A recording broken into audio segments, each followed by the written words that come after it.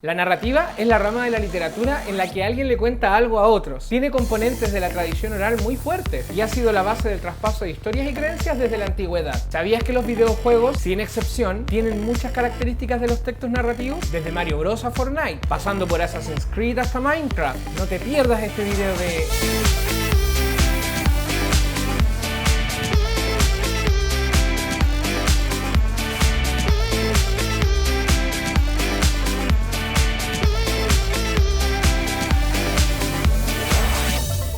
Vamos viendo. Para que un texto sea literario debe tener primordialmente una intención artística. Esto significa, en términos muy sencillos, que su valor es predominantemente estético, o sea, se relaciona con el gusto y la belleza, aunque también tiene una función comunicativa, donde un autor expresa ideas, emociones y la forma en que ve el mundo que le rodea. La narrativa es un tipo de texto literario y junto con la lírica y la música son las formas más antiguas de expresión cultural. Los textos narrativos tienen ciertas características que los distinguen de otros. En su estructura externa, es decir, aquello que vemos a simple vista, nos daremos cuenta que son textos escritos de margen a margen. A esto se le llama escritos en prosa, en párrafos claramente organizados, pudiendo incluir también diálogos, descripciones y, dependiendo de su extensión total, estar divididos en capítulos o en episodios, igual que las series de Netflix. Y en relación a su estructura interna, siempre debe haber un narrador, al menos un personaje, un tiempo y un espacio determinados, un nudo o conflicto y un desenlace. Es decir, debe pasarle algo a alguien y se nos debe contar.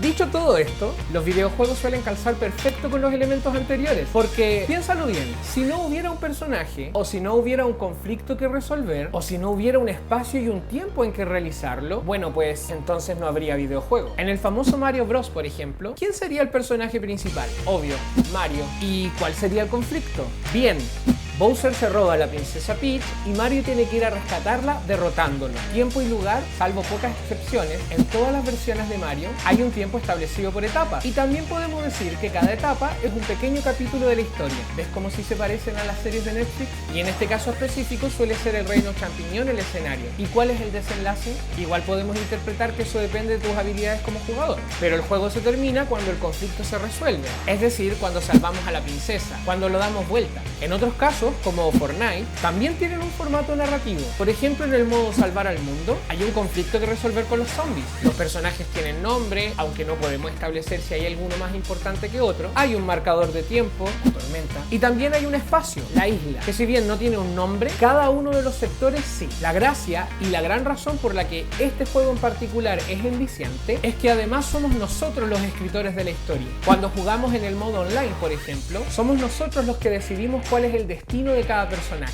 Incluso la historia no se acaba ahí, porque podemos acumular puntajes, como las kills, e ir cambiando las características con skins. Minecraft también es un excelente ejemplo. Hay quienes incluso dicen que este juego representa nuestra vida real. Estamos como seres humanos en un mundo completamente lleno de recursos y lo explotamos para salir adelante. Assassin's Creed además se basa en hechos históricos, también hay personajes, hay miles de conflictos que resolver, muchas formas de mejorar las habilidades de ese personaje, un tiempo y un espacio particular. Y bueno, se podría analizar en todos los videojuegos: Pac-Man, Angry Birds, GTA, Sonic, Quantum Break, Halo, Pokémon, Mortal Kombat, Limbo, Crash Bandicoot, en fin, se entiende. En todos ellos se cumple con el patrón narrativo: personaje, acción, tiempo y lugar. Oiga, profe, ¿y el narrador? Al menos hay dos formas de dar respuesta a esa pregunta. En el caso de los videojuegos tipo RPG o de mundo abierto, incluso los sandbox, siempre hay una voz omnisciente que lo sabe todo, que nos va diciendo: haz clic aquí, esta opción te sirve para... y que básicamente nos ayuda a guiarnos con los controles. E incluso podríamos decir que el menú es un tipo de narrador. Pero la otra opción, y es la que a mí más me gusta, es considerar que el narrador somos nosotros mismos. Después de todo, cuando uno habla con los amigos sobre los videojuegos de moda, lo hacemos contando pequeñas historias. Llegaste a la parte donde, oye, ya lograste obtener y cachaste cuando o no. Recuerda, para que haya narración, alguien debe contarle a otro que algo le sucede a alguien. Suena a trabalenguas, pero así funcionan los cuentos, las novelas, las fábulas, los mitos y las leyendas. God of War, por ejemplo, nos cuenta de manera inmersiva, es decir, haciéndote sentir como que tú fueras Kratos, la historia de la mitología griega, desde la infancia del personaje hasta su ascensión al Olimpo, y las seguidillas de luchas que a continuación se desarrollan. En conclusión, jugar un videojuego es básicamente leerte un buen cuento. ¿Podemos hacerlo al revés? Te sorprenderás porque hay cuentos que perfectamente podrían ser llevados a un videojuego. El almohadón de plumas de Horacio Quiroga, La máscara de la muerte roja de Edgar Allan Poe, Relato de un náufrago de Gabriel García Márquez o El mito de Trentrénica y Cai Bilú de la cultura mapuche. De verdad que son historias que perfectamente podrían ser un videojuego. No, en serio,